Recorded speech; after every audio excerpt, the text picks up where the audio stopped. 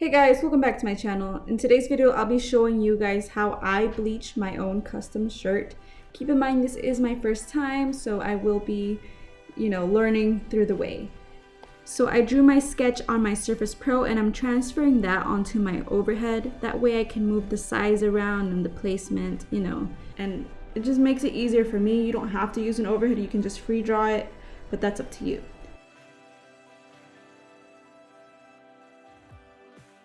So this is it drawn on. You can see it's really faint, but it's good enough to be, it's a sketch. It doesn't have to be exact. In between the shirt, I do recommend a piece of cardstock or something thick so that it doesn't bleed to the back and then mess up your shirt, because that would really suck, guys. So yeah, this is what it looks like so far, and I'm about to start the bleach. And there's my boyfriend. He's practicing his little bleach strokes because he also has a YouTube video coming up really soon, and his shirt is so awesome. I recommend you guys check it out. What's up, guys? Yeah, I have to be really concentrated because what I found out is that you fuck it up real quick. The only thing you should be using, That tiny hair. the tiny hair, because that hair is plenty to transfer a thin line. His practicing techniques. His art is gonna be way different than mine. He doesn't have to practice much of this because mine is more coloring, right? Here's more lines. Well, I'm making mine to be more hashed type of thing, hatching, and not really blending. Okay, ladies and germs, I have put you down on the table and you're gonna watch me paint the first strokes. I have my bleach here in this dirty little cup. I have my beautiful tiny little brush ready to brush some bleach. So here I am starting to paint, and as you can see, when you do use bleach, you can't see where you apply it. You can kind of see it because it looks wet, but it'll take a few moments for the bleach to activate with the fabric. And I am using the reference that I drew.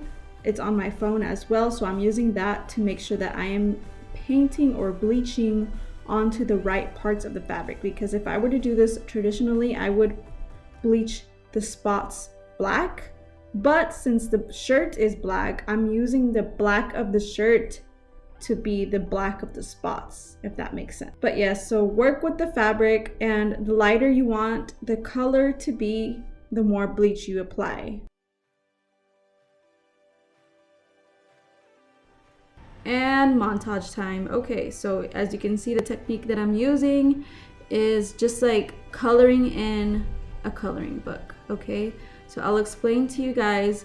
I just dip it into the bleach and I make sure that it's a small brush, because of course I do use a lot of bleach, but bleach goes a long way. Okay, so I just dip it a little and I paint as if I was coloring with a marker or something, and I just make sure that it doesn't drip on the fabric as I move it over. So just be careful when you guys do try this at home.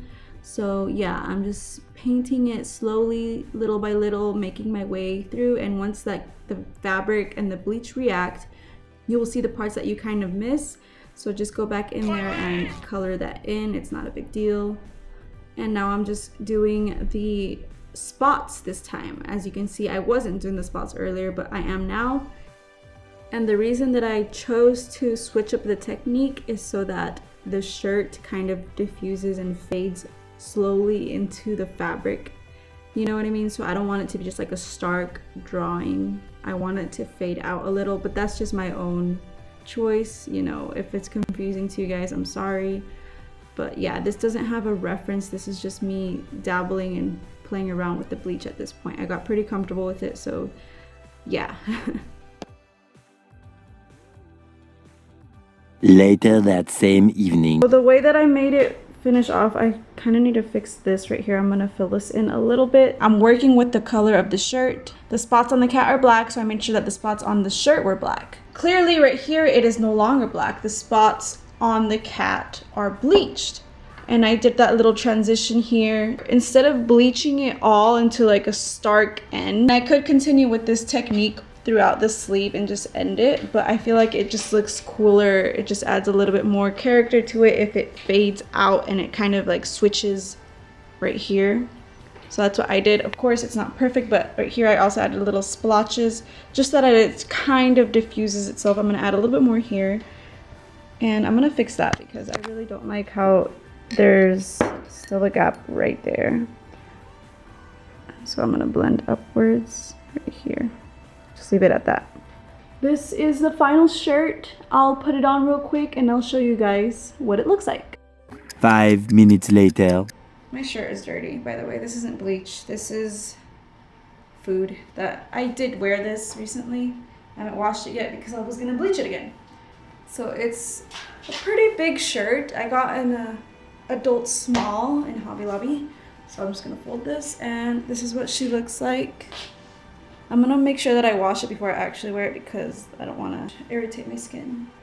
So this is the shirt. I think I would like to wrap around a little more here, just so that when I wear it around, you can kind of see like it diffuses out here as well, not just here because it's kind of going inward. Other than that, I don't really mind it though. I don't mind that it is mainly here. I actually really like how it looks. Just like, damn, I can see myself going to the gym in this already. But yeah, I think this is pretty badass, if I do say so myself. I just really love it. It's so personalized and it's a one-of-a-kind shirt. And I might just start making some more. Thank you guys so much for watching.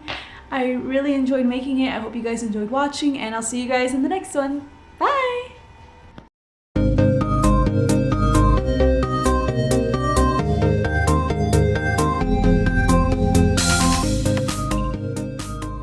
I don't know if it's just me, but now that I look at it, it kind of looks like this is the arm and this is the other arm. Like it has two little arms.